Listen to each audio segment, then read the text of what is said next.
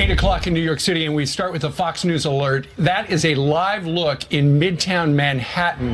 That is at 42nd and 8th Avenue, where the fire department of New York now confirming an explosion near that site. Reports of some sort of a bomb near the Port Authority. This is all happening at the height of rush hour. Apparently, the explosion was at 7:25 this morning. The police, as you can see, clearing out several subway lines beneath the station. There are reports that the areas surrounding the station are also on lockdown and have been evacuated. A bomb squad is on the scene. We have a crew on the way. As you can see, we've got live pictures there as well. Right. So you have a situation where if you're locally, this means a lot. If you've traveled here, you'll know. The AC and E lines have been evacuated immediately. There are reports of the term enormous blast. The FDNY saying it's some kind, or reports of some type of an explosion. I see also that ABC saying that other sources are telling them it was a pipe bomb. All right, so we haven't confirmed that there's a bomb yet. We're reading reports from the NYPD. They are saying explosion. There are reports of maybe a type of bomb. We'll know more as the story develops. If you're not from here, I used to live, this was the first apartment I had when I moved into New York, which was on this block, and I lived there for just until I could find my footing here in New York. It's a very busy area. If you haven't been there, what happens is all of the buses that come out of New Jersey, that come into the city, a lot of people commute from the suburbs. A lot of buses come from Long Island, from Staten Island. They come in and they drop people off in the morning. Yep. Also, it's Christmas time, so you've got so many tourists here in New York City this month, more tourists than we have during other times of the year. And there are also, when you go downstairs, when you enter into the terminal there, the bus terminal, you go downstairs, all the subway lines connect there. This is 42nd Street. Right. This is Times Square. It's extremely busy. But this time of morning, and the explosion was apparently at 7:25 this morning, as the police apparently, they're trying to figure out what happened. Mainly, the Port Authority is the input where all the people from New Jersey who are coming in on the buses get off and then scattered throughout New York City. My daughter is actually in the bus lane right now, waiting to get... What is she saying? Well, she said that apparently the phones are jammed. She said apparently people are getting a lot of phone calls from their loved ones to make sure they're okay. Apparently on the bus she's on, she said somebody said, according to somebody on Twitter, there was a bomb and shots fired. We have not heard that. She is saying that the people on the bus are terrified because they are in the Lincoln Tunnel, and then they come out of the Lincoln Tunnel into New York at the Port Authority, and they have heard these reports that apparently some sort of a bomb went off there. When you go on Amtrak, there is some type of security in the path. They'll see you, they'll walk you, they'll eyeball you. You'll have to go through and hand a ticket. Not in this situation at the Port Authority. Not obviously with the subways. Sometimes abstractly they'll have different bag checks. Sometimes you'll see cops there. Maybe they got an alert, or maybe they're trying to throw off a would-be terror attack, so let them not think there's a pattern. But when you talk about the Port Authority, you talk about something that you just have a lot of the surveillance that you see, you don't understand, or it's not transparent. Well, everyone's on high alert in New York this time of year, and especially after 9/11. You look at all of these police officers who did such a good job. Just as first responders in that emergency. We've seen other emergencies since, and hopefully this will not have taken the lives of anyone. Hopefully no one is injured. We just don't know any of that information right now. So the Port Authority, by the way, we're talking about 42nd and 8th. We're not talking about Penn Station. No. And we do say this, when you talk about when you talk about a busy station, this has 230,000 people on average going through every day. Right, every weekday. So as you look at that headline right there, explosion near Times Square, it's a couple of blocks away from Times Square, but nonetheless, it is one of the major hubs here in New York City for transportation.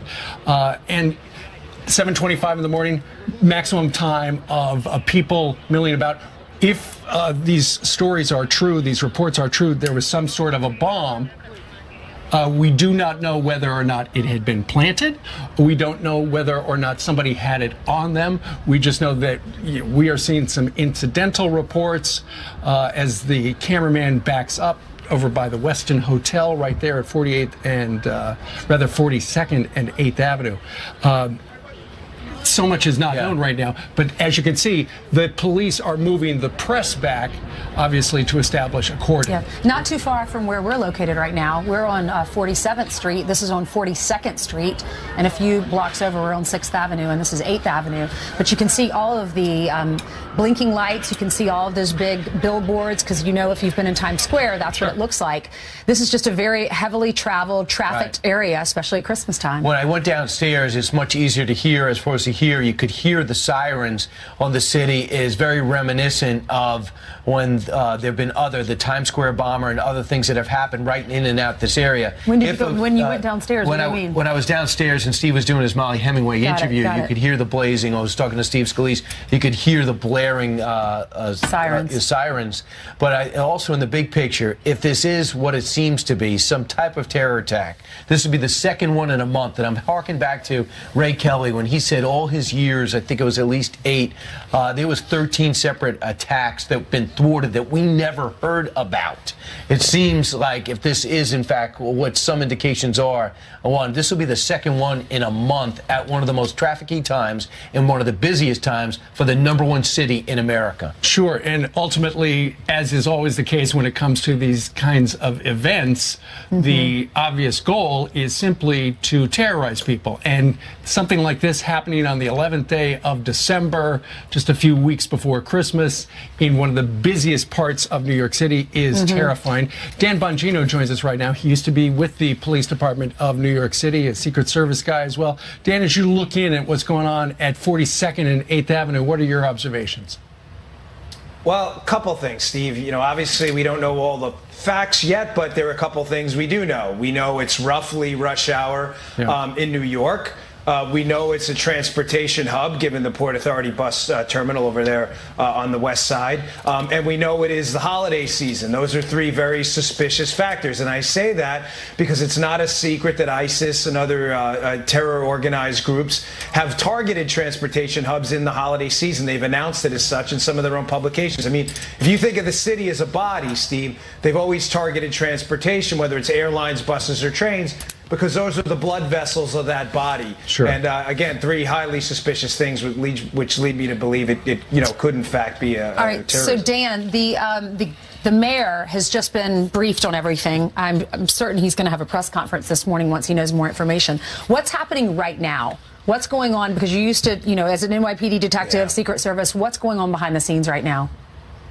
Yeah, well, one of the first things they do is you have to create some sort of an evidence-free pathway and cordon off the scene so you can gather the evidence. If this was a pipe bomb, there have been some reports about that. They're going to need the fragmentation. They're going to need what kind of explosive was used. These are all pieces of evidence that are going to be necessary to reverse engineer this potential crime here and see what actually happened. It's tough. I mean, when you're talking about a bomb, the fragmentation on a pipe bomb can be pretty severe depending on what kind of explosive was used inside of it. So that's the first thing you need to do. And secondly, you want to make sure that this is the only attack. I mean, guys, as we've seen in the past here, there's no guarantee this is the only one. I can almost guarantee you right now the NYPD is on a heightened state of alert at other train stations, bus terminals, and airports throughout the city, telling their officers, obviously nobody panic here, but, give a second look to anything that may be suspicious right now. Well, one fortuitous event is there's a firehouse right around the block.